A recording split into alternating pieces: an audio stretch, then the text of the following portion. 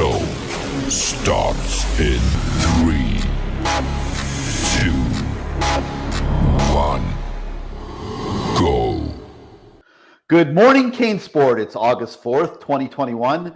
I'm Gary Ferman, the publisher of CaneSport.com, joined as always by our managing editor, Matt Shodell, and we're talking about the news of the day. And Matt, I'm going to start with the rollout this morning of our Leonard Taylor blog. And so happy that we were able to do a deal with Leonard under the NIL protocols, and he'll be doing several blogs for the Hurricane fans over the course of the season. And I think everyone's really going to enjoy this first one. And, you know, it's funny. We obviously covered Leonard through high school, and he really was a man of not a lot of words, you know, as he came up through Miami Palmetto and was obviously one of the top defensive tackle recruits in the country.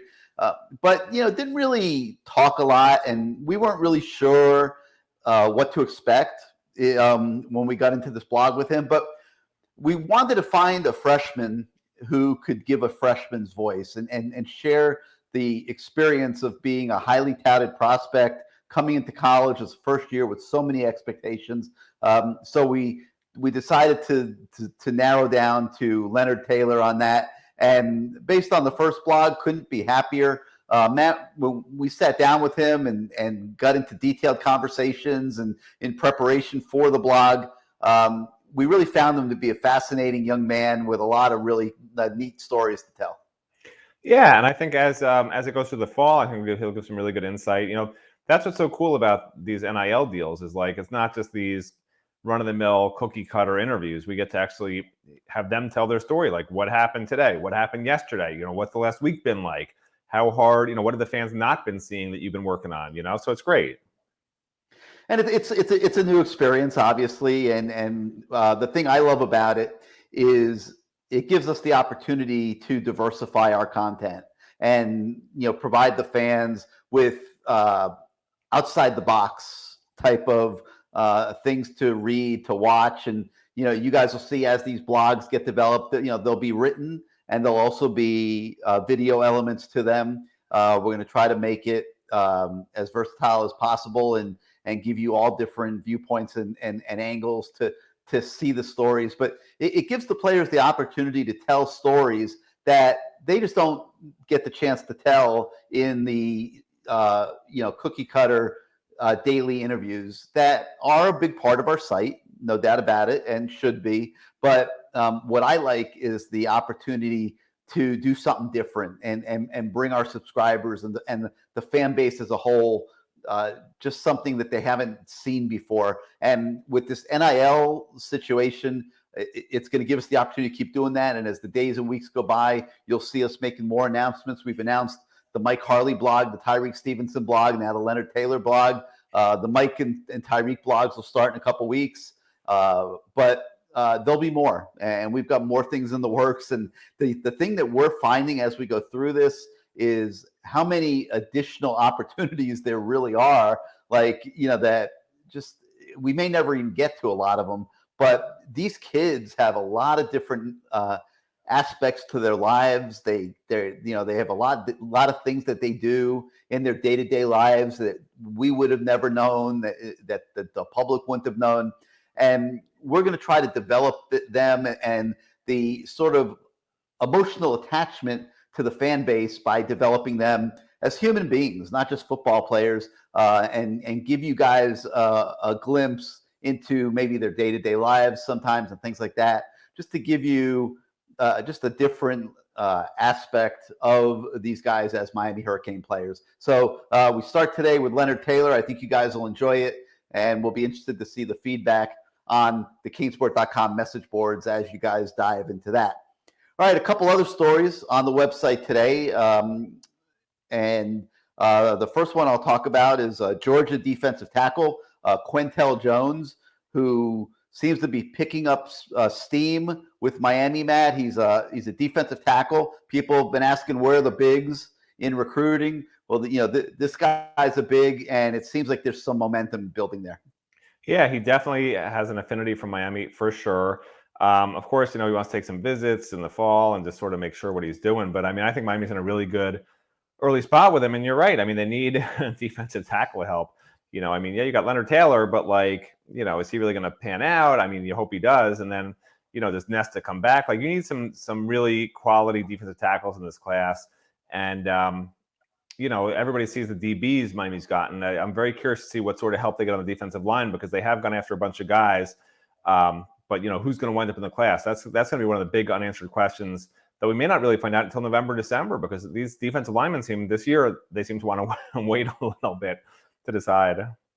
Well, they're always in demand. The good defensive linemen in the country that's the hardest position to recruit, because there aren't a lot of them for starters, and the ones that are good, you usually have to battle every top team in the SEC to try to get. So very difficult to load up at that position. And quite frankly, that's what mostly separates Miami right now from the powers in college football. And that's the capability of recruiting at the line of scrimmage, on both sides of the ball. And if Miami's ever going to get back to being Miami, if they're going to be able to go to Charlotte and take on a Clemson and win their share of those games, if they're going to be starting the season like they are this year with a game against Alabama, going to have to get better at the line of scrimmage. So, it'll be interesting to see where they go. We'll continue to evaluate the guys that they're recruiting, but it's very difficult to recruit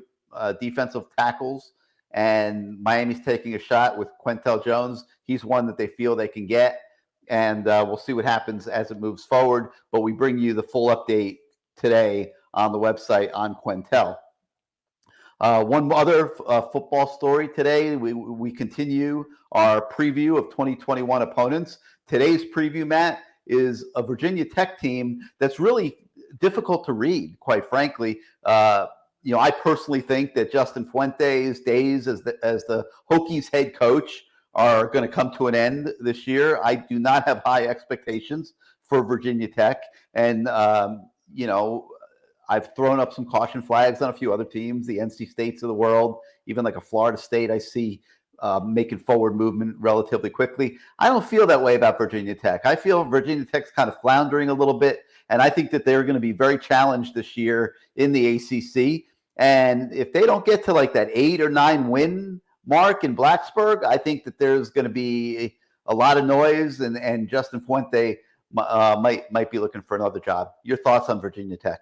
Yeah, I mean, big picture, it's weird. The last 3 or 4 years, you point to pretty much every team in the Coastal other than Miami and North Carolina, and I think you could say they're worse than they were a few years ago. I mean, every single one of them. So, it's a weird circumstance. It's probably good for Miami, though. They should get some easy wins. Virginia Tech's not going to be very good. Even cross rivalry against Florida State. Florida State's not going to be very good. So, I mean, it's a good situation for Miami if you want them to be able to win games against teams that probably are pretty weak. But, at the same time, you need to get some of those quality wins, which would be Alabama and North Carolina. So those are really the only, on paper, I mean, after I researched all these teams, those are really the only 2 teams that I would say are really pretty good. The other teams are all average or below average that I think Miami plays this year, which it's bizarre. I can't remember. Yeah, I mean, there's a couple that are dangerous. I mean, NC State. They're dangerous, but they're not NC State people say they might 6 or 7 wins this year. They're average. They're average. They're okay. I think they're going to be better than that, but we'll see. Maybe I'm just saying some people are saying, but it's these are not great teams. These are teams Miami should beat on paper for sure. Other than maybe North Carolina and certainly they'll be underdogs to Alabama, but Virginia Tech's not going to be a good team. They used to be really good every single year. They're not. FSU used to be good every single year. They're not. Those are 2 of Miami's opponents. Virginia used to be a team that would beat Miami pretty regularly. Not anymore. They're not good. Georgia Tech used to have their triple option. It could cause some problems here and there. They're not good. It's all these opponents that used to give Miami, trouble at least. On paper, they're just not where they used to be. And Virginia Tech's one of those teams. Yeah, I think this is a window of opportunity for Manny Diaz. There's no doubt about it. Yeah, no excuses here. I mean, there's one great team on the schedule, and that's it. Usually there's 3 or 4 where you're like, they probably aren't going to win that game, or they're going to have a tough time winning that game. Yeah, got to get to Charlotte this year. I mean, there's just, to me, no doubt about it. I'm not optimistic about next year with all the personnel changes and stuff that I think are going to be taking place going into next season. And this is a window of opportunity for Manny to solidify himself as the Hurricanes head coach, at least for the next few years. And huge season. Huge. I mean, if they don't win the Coastal this year, now they're going into next year with a weaker position and probably a situation where you have to win the Coastal to keep your job. And I don't think that would necessarily go real well. So this is a big year, no question, and an opportunity year. And in terms of Virginia Tech, when I look at them, I see a program that just is not recruiting at the level that they were able to recruit. Fuente has not been able to step in there and recruit at the Frank Beamer level. And, remember, they had Frank Beamer, they had Bud Foster, they were competing for ACC titles. Virginia Tech had a lot going for itself not too many years ago. All that is out the window now. And, all they've got are, the ghosts of what was done there in the past, and that's not good enough at Virginia Tech. And I think Fuente is in trouble, but we'll see how that plays out. Okay, and switching over to basketball, real important basketball story on the site today. It's an update on four-star basketball star Malik Renaud, and he's from Hialeah, a local prospect that Miami must get, in my opinion. It's interesting, I dove into his highlight tapes, once I saw how high quality of a prospect he was considered. And I saw a ton of, the guy is dunking the ball left and right all over the place. He's blocking shots. He's a presence around the rim. The only thing I didn't see him do in his highlights, so I can't really give an opinion on this, is shoot outside jumpers. And I'm going to try to keep looking for footage of him shooting the ball from the outside, because I'd like to see how well he does it. But this is a guy that's a massive priority for Miami in the next recruiting cycle. So he says he's going to be announcing by about the beginning of September. So we give you an update on where he stands today. And, of course, we continue to watch the Jalen Duren situation. He might announce this week. He might not. We'll see. So sometimes we hear Miami's doing well. Today, I was hearing Miami might not be doing as well as we thought. So this one's all over the place. Nobody really seems to know where Jalen Duren's going to go. He doesn't speak. The coaches around him don't speak. So it's a huge mystery. But Miami's in the finals if he goes to college with Memphis and Kentucky. He also might still go to the NBA G League. So we'll see what happens there.